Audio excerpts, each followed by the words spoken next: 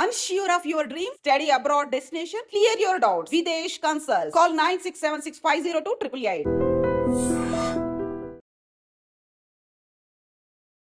Hi hello నమస్తే welcome back to our channel. నేను మీ వైషు. టోల్ ఛార్జెస్ మనం వెళ్తున్న కొద్ది నేషనల్ హైవేస్ మీద అందరూ టోల్ ట్యాక్స్లు ఆల్మోస్ట్ అందరూ పే చేసే ఉంటాము. ఎందుకు పే చేస్తున్నాం అనే క్వశ్చన్ ఎంతమందికి వస్తుందో నాకు తెలియదు, కానీ ఈ మధ్య కాలంలో అయితే టోల్ గేట్సే పూర్తిగా ఎత్తేయాలి అని చెప్పేసి హైకోర్టులో కేసు వేశారు మన నరేష్ గారు అనమాట. అడ్వకేట్ ఆయనే కేసు వేశారు. సో ఎందుకు వేశారు అనే విషయం గురించి మాట్లాడదాం. హలో అండి. హలో అండి. హైకోర్టు మీరే అడ్వకేట్ అయ్యండి, మీరే టోల్ గేట్లు ఎత్తేయండి అని మీరు ఒక కేసు వేశారు. ఎందుకని వేశారు అసలు? అంటే టోల్ ట్యాక్స్లు మామూలుగా అందరం కడతానే ఉంటాం కదా, దానికి ఎందుకు టోల్ గేట్లు ఎత్తేయాలి పూర్తిగా అని? ఎస్, ఎందుకంటే ఈరోజు వ్యవస్థ ఏ విధంగా ఉంటుంది అంటే, ఇప్పుడు మనకు తరచూ కూడా సమాజంలో మోసాలు ఏ విధంగా జరుగుతాయి, ఏ విధంగా ప్రజలు అప్రమత్తంగా ఉండాలి అని చెప్పని ప్రభుత్వం వారు ఎస్ఎంఎస్ల ద్వారా, కాలర్స్ ట్యూన్స్ ద్వారా ఎప్పటికప్పుడు ప్రజల్ని అప్రమత్తం చేస్తూనే ఉంటారు. పేపర్లో యాడ్స్, టీవీల్లో యాడ్స్, ఇవన్నీ కూడా చేస్తూనే ఉంటారు. ఎందుకంటే కనుక ప్రభుత్వం యొక్క ప్రాథమిక విధి, రైట్, పౌరుల యొక్క రక్షణ, శాంతి భద్రతలు, ఇవన్నీ కూడా చూడటం. అదే ప్రభుత్వము ప్రజల్ని మోసం చేస్తే, ప్రభుత్వమే ప్రజలు మోసం చేస్తే ఎలా మోసం చేస్తుంది? ఎస్, ఇప్పుడు నేను చెప్తాను ఏ విధంగా ప్రభుత్వము ప్రజల్ని మోసం చేస్తుంది, ఎస్పెషల్లీ వాహనదారులు మోసం చేస్తుంది అనే విషయాన్ని నేను ఇప్పుడు మీ ముందు చెప్తాను. ఓకే. ఈరోజు మీరు ఒక కొత్త వెహికల్ కొనుక్కున్నారు అనుకోండి, దానికి రోడ్ ట్యాక్స్ అనేది ఉంటుంది. దాన్ని లైఫ్ ట్యాక్స్ అని కూడా అంటారు, రైట్? అయితే ఈ రోడ్ ట్యాక్స్ ఏ ప్రాతిపదికన తీసుకుంటారు అని అంటే కనుక వెహికల్ యొక్క సామర్థ్య ఆధారంగా రోడ్ ట్యాక్స్ అనేది కలెక్ట్ చేస్తారు. అంటే ఈరోజు ఒక టొయోటా ఫార్చునర్ వెహికల్ ఉందని అనుకుందామండి, దాని కాస్ట్ 50 లక్షలు అనుకుందాం, ఎక్స్ షోరూమ్ ప్రైస్. 50 లక్షలకి వాళ్ళు ఒక 14%, అంటే దాని సామర్థ్యాన్ని బేస్ చేసుకుని 14% రోడ్ ట్యాక్స్ అనేది విధించడం జరుగుతుంది. అంటే దాని అర్థం ఏంటి అని అంటే కనుక ఆ యొక్క వెహికల్ సామర్థ్యము గంటకి 220 కిలోమీటర్లకు మించి వెళ్ళగల ఇంజిన్ సామర్థ్యం, సిసి అంటారు దాన్ని, సామర్థ్యం ఆ యొక్క వెహికల్కి ఉంది. కాబట్టి ఆ వెహికల్ మా రోడ్డు మీద జీవితకాలం తిరగడానికి మేము విధించే పన్నే రోడ్ ట్యాక్స్. క్లియర్? సో 50 లక్షల దానికి 14% ట్యాక్స్ అంటే అప్రాక్సిమేట్లీ ఎంత అవుతుందండి? 7,50,000 రూపాయలు అవుతుంది అప్రాక్సిమేట్లీ, రైట్? అంటే 7,50,000 రూపాయలు మనము ఆ యొక్క వెహికల్కి రోడ్ ట్యాక్స్ అనేది పే చేస్తున్నాం. ఎవరికి? ట్రాన్స్పోర్ట్ డిపార్ట్మెంట్కి, నథింగ్ బట్ ప్రభుత్వానికి పే చేస్తున్నాం. ఎందుకు? జీవితకాలం మన యొక్క వెహికల్ రోడ్డు మీద తిరగడానికి, అందుకు తగిన వసతులు రోడ్లు రాష్ట్ర ప్రభుత్వాలు మనకి కల్పించడానికి వసూలు చేసే ట్యాక్స్. క్లియర్? డన్.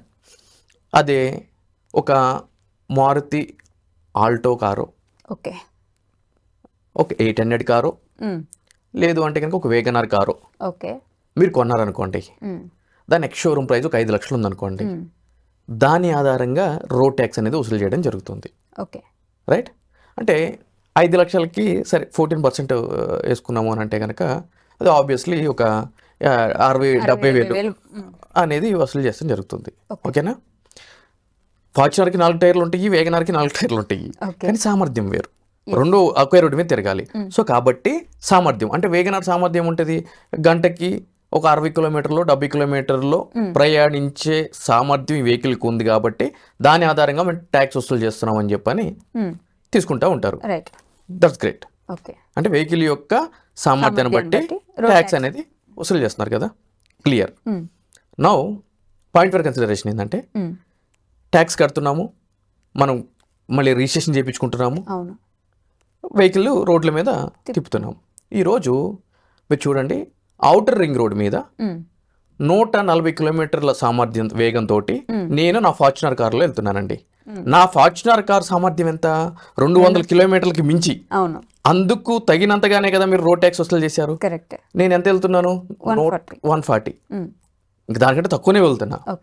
ఏమవుతుంది? నాకు 1000 అబోవ్ ఫైన్ నాకు ఇంపోజ్ చేస్తారు. అవునా? ఖచ్చితంగా చేస్తారు. అంటే నువ్వు పరిమితికి మించిన వేగంతో వెళ్తున్నావు. ఎస్, అది ఏ వెహికల్ అయినా దాని మీద స్లోగానే వెళ్ళాలి కదా. ఎస్, అప్పుడు మీరు ఏం చేస్తున్నారు? నన్ను మోసం చేస్తున్నారా లేదా? అంటే పరిమితికి మించి నేను వెళ్తున్నప్పుడు అటువంటి వాహనాల్ని మీరు అనుమతి ఎందుకు ఇస్తున్నారు మరి అమ్మడానికి? మీరు రోడ్ ట్యాక్స్ ఎందుకు చేస్తున్నారు? మరి రోడ్ ట్యాక్స్ ఎందుకు వసూలు చేస్తున్నారు చెప్పండి. వావ్, పరిమితికి మించి మీరు ఆల్రెడీ నాకు పర్మిషన్ ఇచ్చారు. పర్మిషన్ ఇచ్చినప్పుడు నేను వెళ్తాను. సీసీ అంటే ఏంటి? నా యొక్క బండి దూకుడు. ఎస్, 200 కిలోమీటర్లకు మించి దూకుతుంది ముందుకి, ఆ స్పీడ్లో వెళ్తుంది. దాన్ని మీరు అప్రూవ్ చేశారు, దానికి తగినంత ట్యాక్స్ తీసుకున్నారు, రోడ్డు కూడా ప్రొవైడ్ చేస్తామన్నారు, అదే కదా.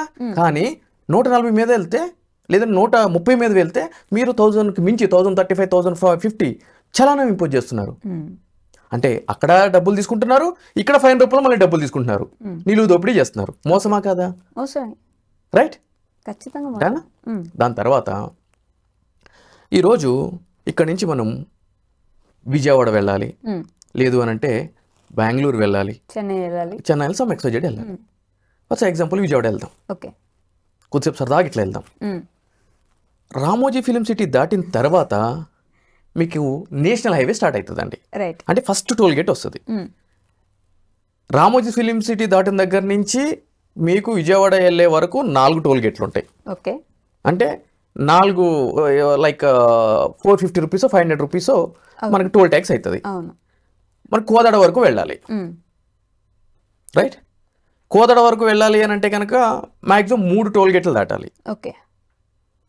3 టోల్ గేట్స్ దాటాలి.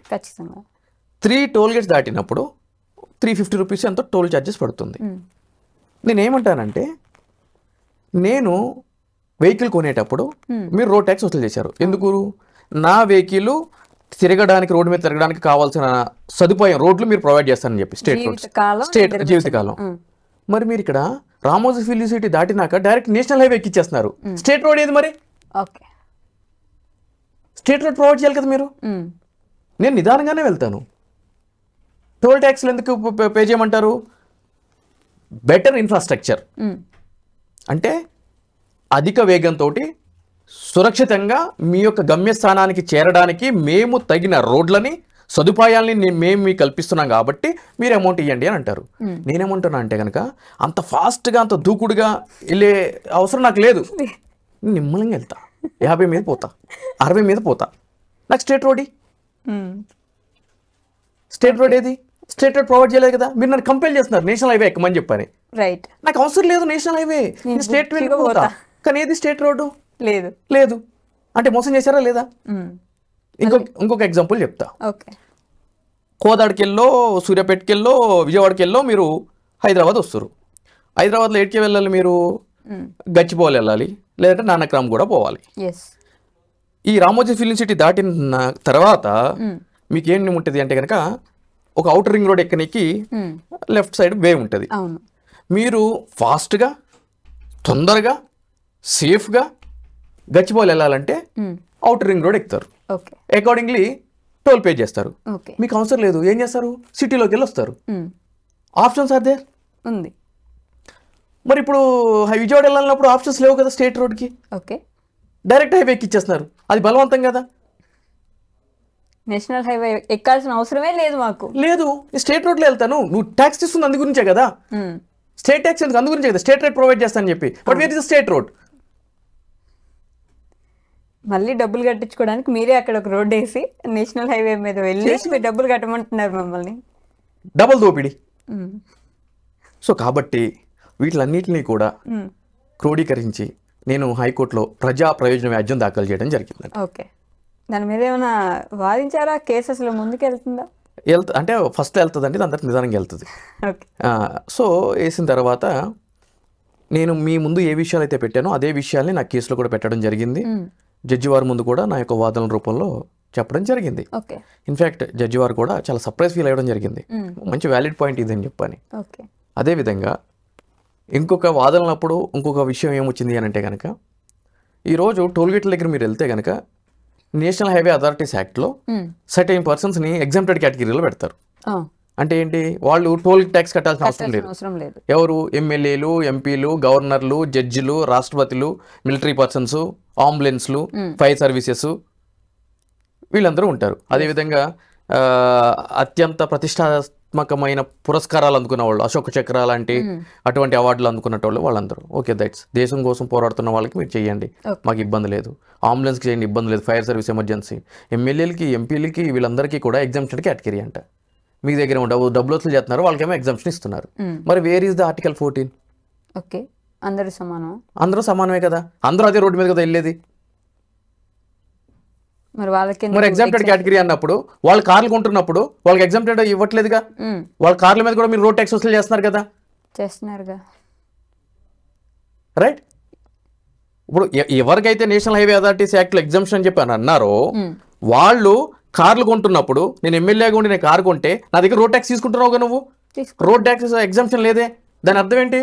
అయితే ఏంటి, నువ్వు కట్టాల్సిందే, రోడ్డు మీద తిరుగుతుంది కదా నీ వెహికల్ అంటున్నావు, మరి అక్కడికి వెళ్ళేటప్పుడు ఎగ్జామ్షన్ అంటున్నావు. ఓకే, టోల్ దగ్గర ఎగ్జామ్షన్ వస్తుంది, ఇక్కడ రావట్లేదు. మరి అది మోసం కదా. ఇప్పటి వరకు అసలు అలాంటి కేసులు ఎవరు రేస్ చేయలేదండి? ఇటువంటి ఎవరు చేయలేదండి, పట్టించుకోరు. కట్టేస్తున్నావు అని చెప్పని ఏదో ఇక నడుస్తుంది కదా, అందరూ నడుస్తుంది. అంటే ఇంతమంది వెళ్ళంగా లేని ఇక మన ఒక్కలే మేధాంలో ఈ పాయింట్ చేసి పిచ్చోడు అంటారేమో అని చెప్పని అట్లా ఎవరికి రాదు. బట్ ఇది నేను చేసినప్పుడు కూడా చాలా మంది అప్రిషియేట్ చేశారు. అసలు వాటి లాజిక్ అని చెప్పని అన్నారు. ఇవన్నీ జరుగుతూనే ఉంటాయి. ఇక డబ్బాలన్నీ కామనే, ఏదో మనం ముందుకెళ్ళినప్పుడు వెనక డబ్బా కొట్టడం ఇవన్నీ కామనే. సో మనం ఫైట్ చేస్తున్నాము. అది హైకోర్టులో ఆర్గ్యుమెంట్స్ అవన్నీ జరిగింది. ఏదో ఒక రోజు అయితే కనుక దాంట్లో ఒక పాజిటివ్ ఉత్తర్వులు వస్తుంది అని చెప్పి నేను అనుకుంటున్నాను. మరి ఈ స్పీడ్ ఛార్జెస్ అంటే మన వెహికల్ కి పర్మిషన్ ఉన్నా కూడా ఆ స్పీడ్ ఛార్జెస్ పడ్డప్పుడు మనం ఖచ్చితంగా కట్టాల్సి వస్తుంది, కట్టిపిస్తారు. అప్పుడు మనం ఏమైనా కేసు వేయగలమంటారు వెనక్కి? ఎగ్జాక్ట్లీ. ఇప్పుడు ఇవన్నీ కూడా చేసుకుంటా ఛాలెంజ్ చేయాలి, యాక్ట్ని ఛాలెంజ్ చేయాలి. అదేవిధంగా ట్యాక్సేషన్ ఛాలెంజ్ చేయాలి. ఎందుకు అంటే కనుక ఈ మోటార్ వెహికల్ యాక్ట్లో ఉన్న ట్యాక్సేషన్ టర్మ్స్, పాలసీస్ ఏవైతే ఉన్నాయో, స్టేట్ పాలసీస్ ఏవైతే ఉన్నాయో వాటిని ఛాలెంజ్ చేయాల్సిన ఆవశ్యకత ఉంది. కానీ అది ఎవరు చేయాలి? ఎవరికైతే కనుక చలాన పడుతుందో వాళ్ళు చెయ్యాలి. ఇప్పుడు వాళ్ళు చెయ్యాలి అంటే కనుక పడిన 1000 రూపాయల గురించి ఇప్పుడు 1,00,000 రూపాయలు ఖర్చు పెట్టి కోర్టులో కొట్లాడతాడా? బుద్ధున్నట్టు ఎవడైనా పని చేస్తాడా అని చెప్పని అంటారు. ఎగ్జాక్ట్. అందుకే ముందుకెళ్ళట్లేదు, గమన పట్టుకి జరిగిపోతూ ఉన్నాయి. Right, correct. ఈరోజు ఇంకొక విషయం కూడా నేను చెప్తాను. వాళ్ళు స్పీడ్ గన్స్ పెట్టి మనకి ఫోటో కొడతా ఉంటారు. దాని ప్రకారం మీరు ఈ విధంగా చలానా కట్టాలి, ఇంత దాటారు స్పీడ్ అని చెప్పని అంటారు. నేనేమంటాను అని అంటే కనుక ఈరోజు ఒక వాటర్ బాటిల్ కొంటే ఆ వాటర్ బాటిల్ మీద ఎక్స్పైరీ డేట్ ఏముంది అని చెప్పి చూస్తాం.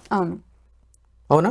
మ్యానుఫ్యాక్చరింగ్ డేట్ ఎప్పుడు ఉంది, ఎక్స్పైరీ డేట్ ఏముంది, ఎంఆర్పి ఏముంది అని చెప్పేస్తాం. బేసిక్ అవి చూసిన తర్వాత మనం వాటర్ అనేది తాగటం జరుగుతుంది. ఎక్స్పైరీ డేట్ అయిపోయింది అనుకోండి, మనం తాగం. అదేవిధంగా ఒక 10 రూపాయల వాటర్ బాటిల్కి మనం ఎక్స్పైరీ ఇవన్నీ చూస్తున్నాం కదా. ఇప్పుడు పోలీసులు నువ్వు అనుమతించిన పరిమితి కంటే ఎక్కువగా ముందుకు వెళ్ళావు అని చెప్పని చలానా పంపిస్తున్నప్పుడు ఏ ప్రాతిపదికన వాళ్ళు పంపిస్తున్నారు? వాళ్ళు చెట్ల మధ్యలో కూర్చొని స్పీడ్ గన్ పెట్టి ఫోటోలు కొడతా ఉంటారు. మరి ఆ యొక్క మిషన్ సామర్థ్యతని, క్యాలిబర్ని మీరు ఏ ప్రాతిపదికన చూస్తున్నారు? నేను ఎట్లా నమ్మాలి? మిషన్ మాల్ ఫంక్షన్ ఉంటే, సరిగ్గా పని చేయకపోతే డిఫాల్ట్గా కొడతానే ఉంటుంది, వచ్చిన కొడతా ఉంటుంది. ఎవరు అడగాలి అది? ఆ మిషన్ యొక్క సామర్థ్యత ఏ విధంగా ఉంటుంది? ఈ రోజు మీరు ఒక వెహికల్ తీసుకుంటున్నప్పుడు పొల్యూషన్ చెక్ అంటున్నారు. అదేవిధంగా సర్టైన్ ఇయర్స్ అయిపోయిన తర్వాత దాన్ని చెక్ చేస్తారు. మళ్ళీ కన్సర్న్ ఆర్టీఓ వచ్చి ఇన్స్పెక్ట్ చేస్తాడు. ఈరోజు స్కూల్స్ ఓపెన్ అయినాయి, బస్సులు తిరగాలి అంటే కనుక ఇన్స్పెక్షన్ అనేది మ్యాండేటరీ. ఫిట్నెస్ సర్టిఫికేట్ ఇష్యూ చేయాలి. ఎందుకు అని అంటే కనుక అది మిషన్, దాని యొక్క పనితీరు ఏ విధంగా ఉంది, ఫిట్ గా ఉందా లేదా, ఇంకా ఎన్ని సంవత్సరాలు ఎన్ని రోజులు అది పనిచేస్తాయని చెప్పి ఫిట్నెస్ సర్టిఫికేట్ ఇష్యూ చేయాలి. మరి మీరు ఏ గన్ అయితే వాడుతున్నారో దానికి ఫిట్నెస్ సర్టిఫికేట్ ఎవరు ఇష్యూ చేయాలి? ఎవరు ఇష్యూ చేశారు? మీరు చలాంతో పాటు ఫిట్నెస్ సర్టిఫికేట్ ఇస్తున్నారా మాకు? మేము ఎట్లా నమ్మాలి దాని యొక్క సామర్థ్యతని? మిమ్మల్ని నమ్ముతాం, మిషన్ యొక్క సామర్థ్యత ఎట్లా నమ్మాలి? ఇప్పుడు దాన్ని కూడా క్వశ్చన్ చేయొచ్చుగా మనం. చెయ్యొచ్చు, నేను అందు గురించి అంటున్నాను. చెయ్యొచ్చు, చెయ్యాలి, కానీ చెయ్యరు అని అంటున్నాను. ఓకే, అది మారదు అంతే. ఇప్పుడు దానికోసం మన 1000 రూపాయల కోసం ఎందుకంత ఖర్చు పెట్టి తిరిగి మనకు అవసరమా? గమ్మున వెళ్ళిపోతే ఆ 1000 రూపాయలు ఏముంది, ఎక్కడ 100 కడుతున్నాం, ఈ 1000 రూపాయలు ఏముంది లే కట్టేస్తాం. ఆ భావనే ప్రభుత్వం ప్రజల్ని మోసగించి ఈ విధంగా ఎడిషనల్ ట్యాక్సెస్ రూపంలో జనాల దగ్గర నుంచి వసూలు చేయడానికి ఒక సులభమైన మార్గం కింద ఎంచుకోవడం జరిగింది. అదొక ఆదాయ మార్గం అయ్యింది. రైట్. ఓకే అనండి. Thank you very much. నిజంగా ప్రస్తుతం ఉన్నటువంటి సమాజం దేనికి ప్రయారిటీ ఇస్తుంది? ఆర్థిక సంబంధాల చుట్టూ మాత్రమే తిరుగుతుంది. మళ్ళీ ఎన్నికలంగానే చాలా విరక్తి కలుగుతున్నాం. మంచి అనిపిస్తుంది కదా, లేడీస్ కూడా ఛాలెంజింగ్ జాబ్స్ చేసినప్పుడు చాలా బాగుంటది. ట్రాఫిక్ అసిస్టెంట్స్ గా నియమించిన ట్రాన్స్జెండర్స్ అందరితో సాల్యూట్ చేయించుకుంటున్నారు. ఫుడ్ డెలివరీ ఇవ్వటానికి వెళ్ళినటువంటి డెలివరీ బాయ్ అనిల్ పై కళ్ళ ముందు పెళ్ళండి